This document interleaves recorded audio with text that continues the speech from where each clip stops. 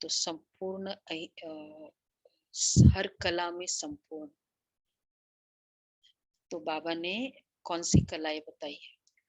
एक है कैपेबिलिटी और एक है एबिलिटीज। नहीं, वहां नहीं आया है, ऑनलाइन में नहीं आया है। तो हर कला में संपूर्ण के लिए बाबा ने बताया कि कौन सी हर कर्म सतयुग में क्या होगा, हर कर्म कला के रूप में होगा। तो जब हर कर्म कला के रूप में होगा तो 16 कला संपूर्ण। स्पेशली आर्ट, ड्राइंग, नॉर्मली हम सोचते हैं ना कि भाई इसमें भोजन बनाने की अच्छी कला है, इसमें ये, लेकिन सतयुग में चाहे वो देखना, दृष्टि भी आत्मिक दृष्टि पूरी, चलने की कला, भोजन, खाने की कला, खाने में भोजन की भी कला बाबा ने क्या सिखाई है, खाने की। हाँ, आवाज न हो, एक रस हो, भोजन भी एक रस हो। जैसे मतलब आज एक रस भोजन में बाबा ने बड़ा अच्छा कहा कि आज बहुत टेस्टी बना तो ज्यादा खा लिया। वो भी भोजन, खाने की कला नहीं है। तो खाने की कला, बोलने की कला, निरंकारी बन संकल्प रखना। यहाँ तक कि मोहिनी बहन बहुत बार बताती है कि जैसे मैंने आइडिया दिया कुछ और अच्छी आइडिया थी, और देते समय ये संकल्प चला, देखो इनको तो आई नहीं, मुझे आया। ये भी ईगो है उस आइडिया को। तो कुछ भी, जो भी संकल्प किया, निरंकारी बन संकल्प किया। इसलिए निरंकारी और संपूर्ण ट्रस्टी अपने कलाओं, अपने अंदर विशेषताओं की भी ट्रस्टी, नहीं होता कि ये विशेषता है, हाँ उसकी है, विशेषताओं के ट्रस्टी, संपूर्ण ट्रस्टी। तो ये संकल्प रखना, और जो भी बोलना भी है तो दूसरी आत्मा की फीलिंग्स समझते हुए बोलना। देखो बाबा ने ज्ञानी और ज्ञानित्व आत्मा, ज्ञानित्व आत्मा मतलब ज्ञान है लेकिन त्रिकालदर्शी बनकर के तुम नहीं यूज नहीं किया शब्दों को, तो भी ज्ञानित्व आत्मा। तो ज्ञानित्व आत्मा बनना है, सिर्फ ज्ञानी। फीलिंग समझते बोलना, वॉल्यूम बोलने समय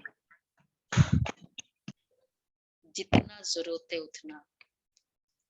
तो बोलने की कला, सिर्फ बहुत अच्छे शब्द बोलना या बहुत महिमा करना, ये बोलने की कला नहीं है। ये सब बोलने की कला है। सतयुग में ये कला होगी तो बाकी फिर ऑटोमेटिक हो जाएगी।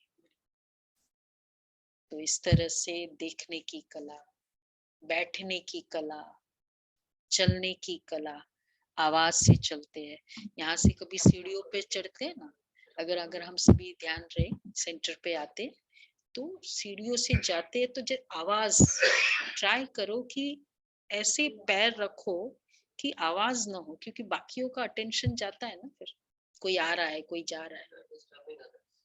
हाँ, तो एकदम वो भी मम्मा की जो कला थी। तो ये पूरे दिन हम चल रहे हैं, वैसे भी फरिश्ता वाला है आज, तो वापस याद करो, भूल जाते हैं ना, फिर याद करो उसको। तो ये करना। जगदीश भाई हमेशा कहते थे योगी मीन्स योग्यता, जितना योगी उतना योग्यता,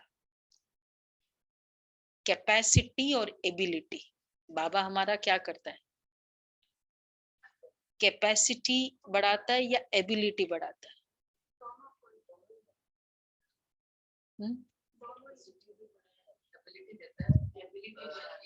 कैपेसिटी तो संस्कार है, हर आत्मा की कैपेसिटी अपनी अपनी, एबिलिटी हमारे ऊपर है।